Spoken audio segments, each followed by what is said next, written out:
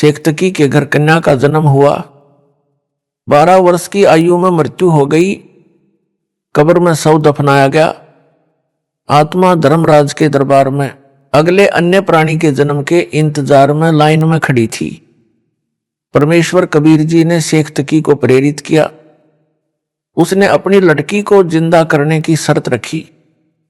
राजा सिकंदर लोधी व दिल्ली तथा आसपास के हजारों व्यक्ति जो दर्शक खड़े थे, कब्र खुदवाकर मृत लड़की को कबीर परमेश्वर जी ने जीवित किया।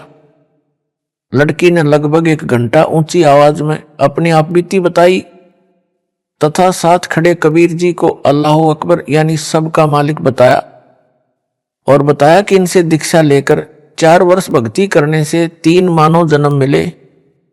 अब मेरा मानव जन्म का संस्कार नहीं बचा था।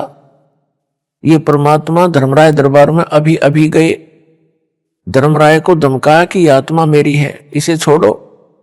धर्मराय ने खड़ा होकर इनका सत्कार किया, हाथ जोड़कर मेरे को इनके हवाले कर दिया। लड़की ने अपने पिता शेखतकी के घर जाने से इनकार कर दिया। अपने परमपिता कबीर जी के घर पुत्री रूप में गई, दीक्षा ली, पुनः सतगुरु शरण में आई। तब उस आत्मा का काल के जाल से छुटकारा हुआ। आप सभी आत्माएं जो दास के उपदेशी और जो आगे दीक्षा लेंगे, कबीर जी ऐसे ही युगों युगों से पीछे पड़कर धर्म कर्म भक्ति से चार्ज करते रहे। अब आप मोक्ष प्राप्ति के अंतिम चरण में हो। अब गलती ना करो, दया करो उस परमेश्वर पर। गरीब लखबर सूरा जूझ ही लखबर सावंत दे, लखबर यति जिहान में तब सतगुरु शरणा ले। अर्थात पूर्व जन्म की धार्मिक कर्मी आत्मा सूरवीर होती है। सूरवीर कोई बुराई नहीं करता, निर्बल को नहीं सताता, अन्यायी बलवान से कभी नहीं डरता, अन्याय ना करता है ना सहन करता है। आन बान शान के लिए, देश के लिए, कौम के लिए कुर्बान हो जाता है, उल्टा कदम नहीं रखता। ऐसी आत्मा लाख जन्मों में रही हो और जो सावंत देह वाला होता है उसके एक या दोनों हाथ घुटनों से नीचे तक लंबे होते हैं, वह भी महापुण्य आत्मा होता है। ऐसी आत्मा लाख जन्मों में रही हो और जो आत्मा लाख जन्मों में जती रही हो, ऐसी आत्मा को परमेश्वर कबीर सतगुरु जी अपनी शरण में लेते हैं। आप जो दास से उपदेश प्राप्त हो, इनसे भी कई गुना नेक रहे हो। आप तो अंतिम चरण में पहुंच गए हो। जो अब गलती करेगा उसको फिर लंबा सफर तय करके इस अंतिम चरण तक पहुंचना होगा। जो गुरुद्रोही नहीं हुआ वैसे साधना त्याग कर मनमाना आचरण करने लगेगा। वह जो गुरुद्रोही हो गया उसका तो बेड़ा गर्क हो जाएगा।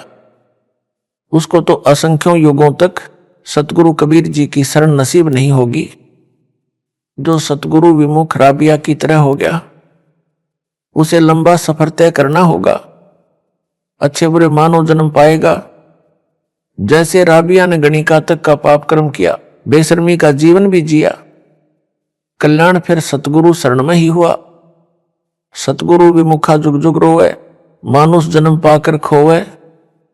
आप जी ने पिछले भक्तों की दशा देखकर सबक लेना चाहिए, सतर्क होना चाहिए।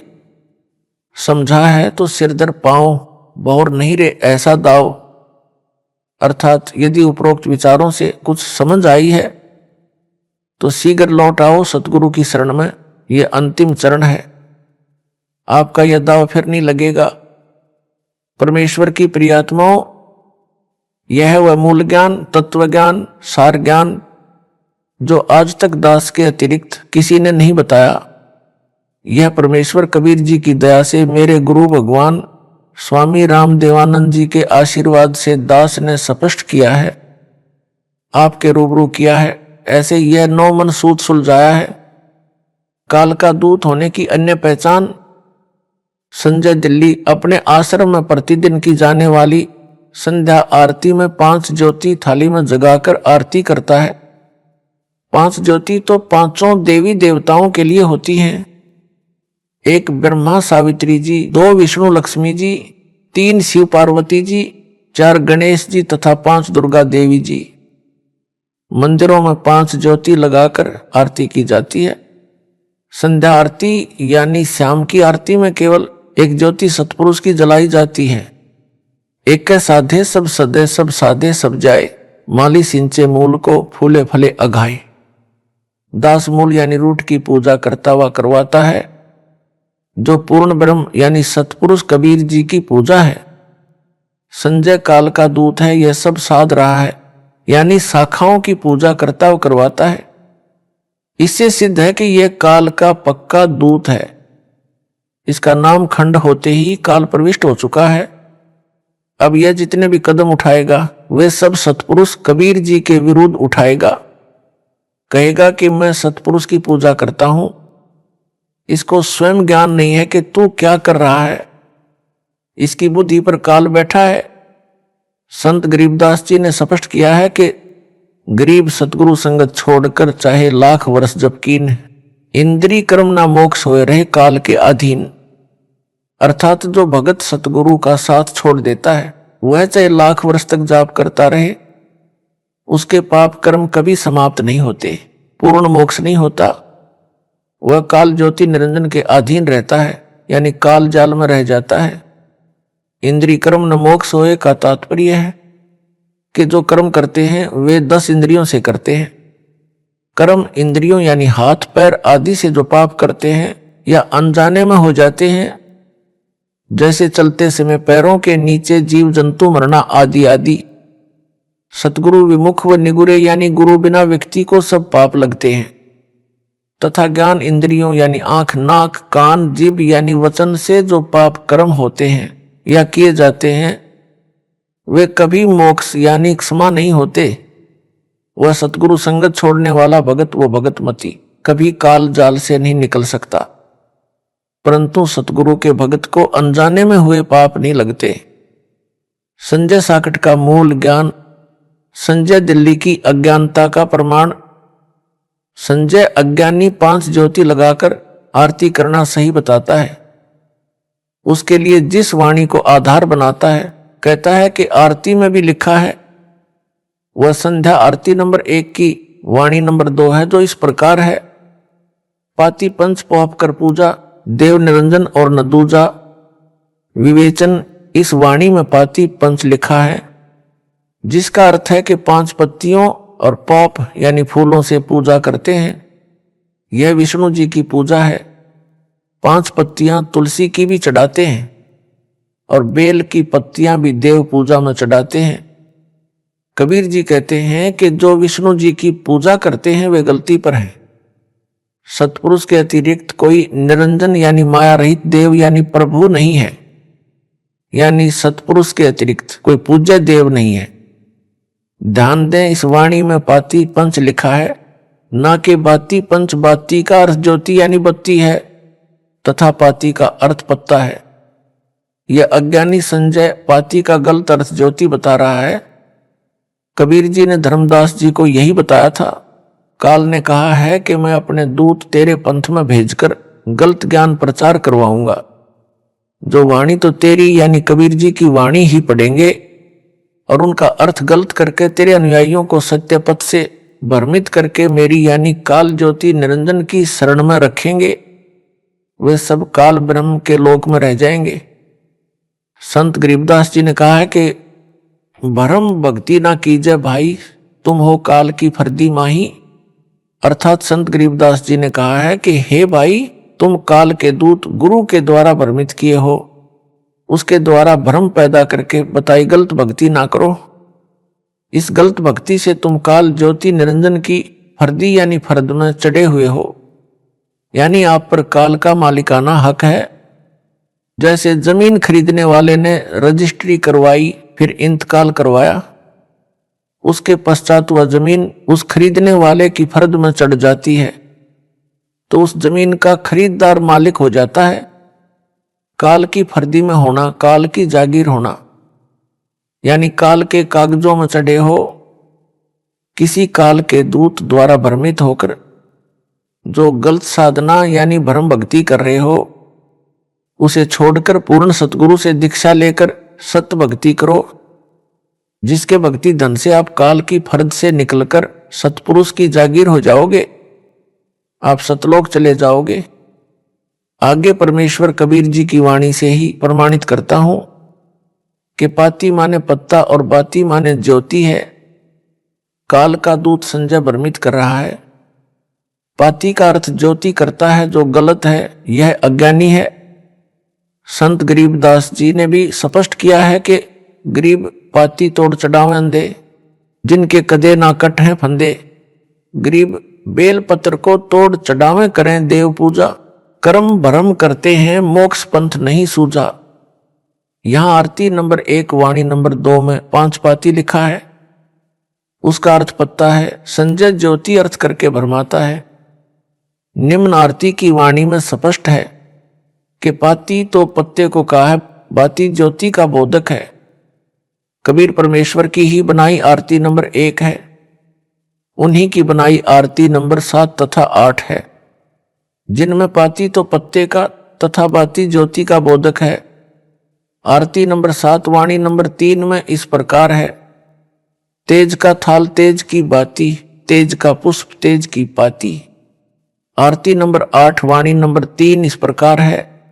आपे दीपक आपे बाती, आपे पुष्प आप ही पाती। इन दोनों वाणियों में कबीर परमेश्वर जी ने स्पष्ट कर दिया है कि तेज का थाल तेज की बाती, बाती का अर्थ ज्योति है। रुई की बनी बाती जो दीपक में रखकर घी या तेल दीपक में डालकर जलाई जाती है, जिसे ज्योति भी कहते हैं। सतलोक में सब पदार्थ व वस्तु नूर यानी तेज से बने हैं। बेल के पत्ते, तुलसी के पत्ते भी सतलोक में नूर यानी तेज के बने हैं। जिन देवताओं की तुम पाती यानी बेल पत्र व तुलसी पत्र चढ़ाकर वो पुष्प यानी फूल चढ़ाकर पूजा करते हो, उनसे अपना कल्याण चाहते हो, वे तो सतलोक के पत्तों व फूलों से भी गए गुजरे हैं। सतपुरुष यानी मैं यानी कबीर जी सब कुछ यानी सर्वेस्वा हूं। दीपक व उसमें जलाई जाने वाली बाती यानी ज्योति तथा पाती, पत्ते व फूल सब मेरे हैं। इन दोनों वाणियों ने स्पष्ट कर दिया है कि बाती तो ज्योति का बोधक है तथा पाती शब्द पत्ते का बोधक है। दीपक की बाती रुई से बनाई जाती है, दिए में रखकर घी डालकर जलाई जाती है, तब वह ज्योति कहलाती है। जो पाती का अर्थ ज्योति करके भक्तों को भ्रमित कर रहा है, इससे सिद्ध हुआ कि संजय दिल्ली महाअज्ञानी है। नीम हकीम खतरा जान है, काल का दूत है। परमात्मा की वाणी का गलत अर्थ करके भोले भक्तों व भगत मतियों को भ्रमित करके अपने जाल में फंसाकर नरक ले जाना चाहता है। इससे बचो। कबीर जी ने कहा है कि चोर चुरावे तुमड़ी गाड्डे पानी माही, वह गाड्डे वो ऊपर आवे यूं सच्चाई छानी नाही। यदि कोई किसी का तुम्बा यानी सूखा मतीरा चुराकर जल में दबाता है तो वह जल में डूबता नहीं, न दबता है, ऊपर आता है। इसी प्रकार कोई सच्चाई को दबाने की कोशिश करता है तो वह कभी सफल नहीं होगा। इससे सिद्ध हुआ कि संजय दिल्ली झूठा है। गरीब झूठे गुरु के आश्रय कदे ना उधरे जीव, सच्चा सतगुरु कबीर है आदि परम गुरु पीव। अर्थात नकली गुरु से दीक्षा लेकर जीव का कभी उद्धार नहीं होगा। सतगुरु कबीर जी सच्चे सतगुरु तथा परमेश्वर हैं। वर्तमान में दास की शरण में आना परमात्मा कबीर की शरण में आना है। संजय साकिट कहता है कि कबीर साहिब तथा कबीर देव में अंतर है, एक परमात्मा का बोध नहीं है। यानी कबीर देव जहां लिखा है वह कबीर परमेश्वर के बारे में नहीं है। उत्तर जो अज्ञानी पाती यानी पत्ते का अर्थ ज्योति यानी घी से जलने वाला दीपक कर सकता है, तो कबीर देव का अर्थ अन्य, कबीर साहिब का अर्थ अन्य करने में क्या शर्म करेगा। कबीर देव कबीर साहिब का बोधक शब्द है। जहां वेदों में कबीर देव लिखा है उसका अर्थ कबीर परमेश्वर है। संजय सब भविष्यवाणियों को अपने लिए कही बताता है। संजय दिल्ली कहता है कि जितनी भी भविष्यवाणियां हैं ये सब मेरे लिए कही हैं। जैसे असुर निकंदन रमैणी में कहा है कि सतगुरु दिल्ली मंडल ऐसी, मैं दिल्ली से आया हूं इसलिए यह मेरे लिए कहा है। मैं ही वह तत्वदर्शी संत हूं जो सबका कल्याण करेगा। इसका उत्तर कबीर जी ने कहा है कि खरनार होए केहरी कब हूं सिंह की खाल उड़ाएं। अर्थात यदि गधे को सिंह की खाल उड़ाकर शेर बनाया जाए तो वह खर यानी गधा कभी केहरी यानी लायन नहीं हो सकता। बोली से पिछाना जाएगा यानी तत्व ज्ञान से पहचान हो जाएगी। तत्वदर्शी संत कौन है, उसका अज्ञान आपके समक्ष दास ने नंगा कर दिया है।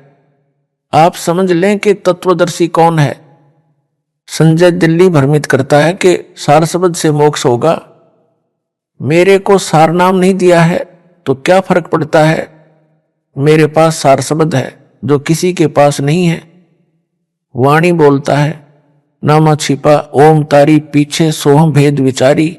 सार शब्द पाया जद लोई आवागमन बहुर ना होई।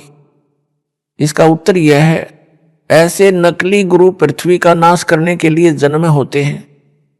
संत गरीबदास जी ने कहा है कि गरीब बीजक की बातां कहें बीजक नाही हाथ। पृथ्वी डोबन उतरे कह मीठी बात। सारनाम व सार शब्द पर विवेचन दास सत्संग में भी सतनाम सारनाम सार शब्द बताता है। एक हैंडपंप लगाने का उदाहरण भी देता है जो इस प्रकार है। प्रथम मंत्र के जाप से साधक की आत्मा निर्मल होती है, भक्ति में रुचि बढ़ती है तथा वित्तीय स्थिति में सुधार होता है। भक्ति धन में वृद्धि होती है। नल यानी हैंडपंप लगाने का उद्देश्य जल प्राप्ति होता है। इसी प्रकार भक्ति करने का उद्देश्य परमात्मा प्राप्ति होता है। हैंडपंप लगाने के लिए पाइप व नल की मशीन आदि खरीदने के लिए धन की आवश्यकता होती है। जिसके पास रुपया है वही नल लगवा सकता है। भक्ति रूपी नल के लिए प्रथम मंत्र की कमाई से पाइप खरीदी जाएगी यानी सतनाम मिलेगा, जिसका श्वास उश्वास से जाप किया जाता है। जैसे पाइप को जमीन में लोअर करने के लिए बोकी यंत्र से बोर बनाना होता है। बोकी जमीन के अंदर बाहर चलाई जाती है। जब बोर जल तक पहुंच जाता है तो मिस्त्री यानी गुरुजी नल की मशीन लगा देता है। मशीन को सारनाम जानो, सारनाम का सुमिरन करना होता है। जैसे जल निकालने के लिए नल की मशीन का हैंडल पकड़कर उसे बाहर भीतर चलाना होता है, तब जल मिलता है। सारनाम का सुमिरन करने से परमात्मा मिलता है। परमात्मा सार शब्द है। परमात्मा प्राप्त करवाना सार शब्द देना है। भगत को सतनाम व सारनाम की कमाई पूरी करवाकर उसे सार शब्द दिया जाता है। यह सार शब्द देना है। संजय साकट दिल्ली मेरी सत्संग की वीडियो से वाणी सुनकर विद्वान बना फिरता है। कहता है कि नामा छिपा ओम तारी पीछे सोहम भेद विचारी। सार शब्द पाया जद लोई आवागमन बहुर ना होई। इसका अर्थ करता है कि सार शब्द से जन्म मरण मिटेगा। सारनाम की क्या आवश्यकता है। वाणी में सारनाम नहीं लिखा जो ऊपर बताई है। सीधा सार शब्द पाया जद लोई आवागमन बहुर ना होई। झूठ बोलता है कि वह सार शब्द मेरे यानी संजय के पास है। वाणी बोलता है कि 33 अरब ज्ञान हम भाषा मूल ज्ञान गुप्त ही रखा। दास द्वारा विवेचन यही तो गुप्त ज्ञान है जो किसी को नहीं बताया, केवल रामपाल दास को बताया है। संत गरीबदास जी की वाणी है, सोहम ऊपर और है सत सुकृत एक नाम। अर्थात ओम से ऊपर सोहम, सोहम से ऊपर सारनाम, सारनाम से ऊपर सार शब्द यानी कबीर परमात्मा मिलेगा। जैसे ऊपर नल के उदाहरण में बोकी बाहर भीतर लगाना यानी सतनाम का जाप करने से पानी तक पाइप पहुंची। मशीन को सारनाम मानो, उसका भी सुमिरन करना है यानी मशीन भी हैंडल से चलानी है, फिर पानी मिलेगा यानी सार शब्द मिलेगा। अर्थात सतपुरुष कबीर मिलेगा। यह सार शब्द है। इस शब्द में नामा छिपा ओम तारी में सारनाम जानबूझकर संत गरीबदास जी ने नहीं लिखा। जैसे ब्रह्म वेदी में मूल कमल का मंत्र यानी नाम लिख दिया, स्वाद कमल का नाम लिख दिया, नाभि कमल का नाम लिख दिया, हृदय कमल का नाम लिख दिया, कंठ कमल का छोड़ दिया। फिर पूरा मंत्र संत गरीबदास जी ने आगे कहीं लिख दिया। इस अनाड़ी संजय दिल्ली ने मेरे से दीक्षा में प्रथम मंत्र ना लिया होता तो यह ब्रह्म वेदी पढ़कर कहता कि कंठ कमल का नाम कहीं जपने का नहीं है। वाणी भी बोल देता कि देखो हृदय कमल तक के नाम है, कंठ कमल का जाप नहीं है, इसकी कोई आवश्यकता नहीं है। फिर इस अज्ञान को तत्व ज्ञान कहकर भोले भक्तों को गुमराह करता। संजय साकट दिल्ली वाला मेरे रामपाल दास के सत्संगों से शब्द की वाणी सुनकर अपने को तत्वज्ञानी बताता है। यह अज्ञानी संजय दिल्ली एक शब्द की वाणी अपने अज्ञान को तत्वज्ञान सिद्ध करने के लिए कहता है कि संत गरीबदास जी ने कहा है, दिव्य दृष्टि खुली हमारी, सार शब्द से टोया वो, गरीबदास गायत्री लापी, शीश पीठ जम रोया वो। मैं उस संजय दिल्ली से प्रश्न करता हूं कि हे नकली तत्वदर्शी, तू गायत्री लापी का अर्थ बता। वह गायत्री बता जिस गायत्री के लापने से काल सिर कूटकर होता है। यही तो गुप्त ज्ञान है, यह रहस्य है जो यह दास सार शब्द देते समय उजागर यानी डिस्क्लोज करता है। दिव्य दृष्टि कैसे खुलेगी दास बताता है, सतनाम व सार नाम के जाप से दिव्य दृष्टि खुलेगी, फिर सार शब्द से पूर्ण ब्रह्म मिलेगा। संजय दिल्ली मेरे सत्संग की वीडियो तथा ऑडियो सुनकर व उन भोले भक्तों को सुनाकर अपने को तत्वदर्शी संत सिद्ध करने की कुचेष्टा कर रहा है। ऊपर लिखी वाणी तो बोलता है, प्रभावित करने के लिए भगत मान लेते हैं कि संजय को सार शब्द का पता है। दास का कहना है कि इसको सार नाम ही नहीं मिला है, सार शब्द तो दूर की कौड़ी है। यह तो उस श्रेणी का पाखंडी है जिनके बारे में कबीर जी ने कहा है कि करनी तज कथनी कथे, अज्ञानी दिन रात कुकर ज्यों भौंकत फिरे, सुनी सुनाई बात। गरीबदास जी ने वाणी में कहा है कि यह सार शब्द है, लया जाए तो लइए, यानी समझ सके तो समझ ले। जो डोट लगाए हैं इस स्थान पर वाणी में सार शब्द लिखा है, इस पत्र में नहीं लिखूंगा। यह सार शब्द दास देता है, यानी परमात्मा को प्राप्त करवाता है। हे अज्ञानी, हे ढोंगी, बता तेरा तत्व ज्ञान इससे भिन्न कौन सा है जिसे सार शब्द कह रहा है। कबीर परमेश्वर ने कहा है कि संतों शब्द शब्द बखाना, शब्द फांसा सब कोई, शब्द भेद नहीं पहचाना। ओम भी शब्द है, सोहम भी शब्द है। वाणी सोहम शब्द हम जग में लाए, सार शब्द हमने गुप्त छिपाए, यानी सोहम भी शब्द है। सोहम का एक धुनात्मक शब्द भी है, सार नाम भी शब्द है। जैसे सोहम शब्द सार नाम भी शब्द है, सार शब्द भी शब्द है। शब्द को पहचानना है, कौन सा शब्द कितना लाभदायक है। संत गरीबदास जी ने कहा है कि सार शब्द को खोज कर शब्द में बैठे, यह है वह गुप्त भेद मूल ज्ञान। कहा है कि सार शब्द मिलने के बाद भी कुछ और करना है, तब मोक्ष होगा। इसका भेद दास यहां नहीं खोलेगा, क्योंकि यह है वह मूल ज्ञान, गुप्त ज्ञान। संजय साकट दिल्ली बता इस वाणी का भेद। यदि तेरे पास गुप्त ज्ञान है, मूल ज्ञान है, जो तू दावा कर रहा है मूल ज्ञान, गुप्त ज्ञान, सार ज्ञान होने का, भोले भक्तों को मूर्ख बना रहा है। संजय दिल्ली वाला कहता है कि सतगुरु अलग है, संत अलग, साहिब अलग है। एक समय में एक सतगुरु होता है, एक संत होता है। मेरे को दास को तो सतगुरु कहता है, अपने को संत भगत व दास कहता है, और तर्क देता है कि जीव कल्याण संत भगत दास से होना है, सतगुरु से नहीं हो सकता। मैं यानी संजय सबके कष्ट दूर करूंगा, यह भी इसकी झूठ है। प्रमाण संत गरीबदास जी की वाणी में गुरुदेव के अंग की साखी नंबर 53 में, गरीब साहिब से सतगुरु भये, सतगुरु से भये संत, धर धर भेख विशाल अंग खेले आदि और अंत। अर्थात सतपुरुष यानी भगवान कबीर जी साहिब तो हैं ही, काशी में प्रगट काल में सतगुरु भी वही थे, संत भी वही थे, दास भी थे। प्रत्येक शब्द वाणी में दास कबीर लिखा है। भगत भी थे, क्योंकि भक्ति का अभिनय भी करते थे। उस समय कोई अन्य संत व सतगुरु उनके समान नहीं